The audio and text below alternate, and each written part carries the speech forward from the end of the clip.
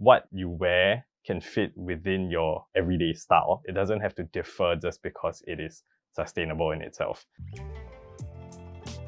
We were from the fast fashion industry where we witnessed a lot of ways where they cannot sell their product, so they cannot donate, they can only throw it away due to contract. That was how we eased into starting up our own business. But at the same time, because Sign is heavily focused on sustainable fashion, that also triggered something in us where we didn't want to continue working in the fast fashion industry while trying to start this up. And that made us very intentional and very conscious about how we perceive our brand and the things that we do for Sign. So whether it is how we source for materials, how we put it out to the consumers, how we styled it, all that has to be considered and ensured that it's very in line with what we're trying to do.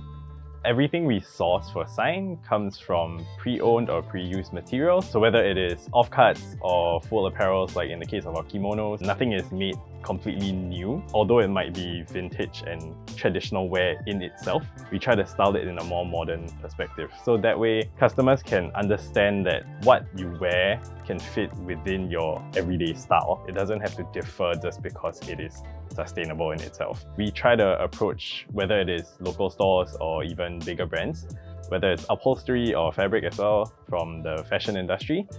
We try to use that within all our materials. So nothing is made new to be created. Everything is created from either unwanted materials or things that are off-cut. So in that way, we allow ourselves to be very particular about the material choices that we make and not adding to the waste that is already in the industry. If what I'm buying is sustainable or am I going to be using this for a long time, that's not the first initial thought. Especially in Singapore, we come from a very big consumer background. It is still somewhat of an afterthought for a lot of people, whether it's the bigger players in the industries or the consumers. It's not in our immediate thought to think about how we consume items, how we consume fashion. So I think the barrier to sustainability, especially in Singapore, it's very much along the lines of that there is a very standard cookie cutter idea to what people think sustainability is. The first thing that comes to mind is like vintage fashion stores, so like streetwear, or if not, it's the very resort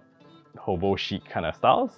But sustainability goes way past that. My vision is for more of these sustainable brands to be more accessible, where people can get the items, easy access to shop for all these things. So with that, then they can change their lifestyle to be more sustainable in that way. The hope is that I think sustainable fashion doesn't need to be seen as a secondary thing. I think it has to reach a point where there's an equal playing ground for both sustainable fashion, whether it's sustainable luxury or even like common items, and against the bigger brands that have been there and whether it's luxury brands or fast fashion brands, so that the whole industry comes to a point where they see it of equal standing ground. Go.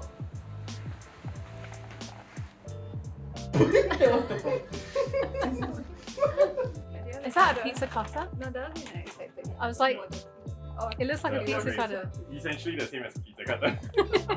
I'm sure Yeah. people are using pizza cutters. They're using pizza cutters these days. Yeah, Who knew? Yeah. Who knew?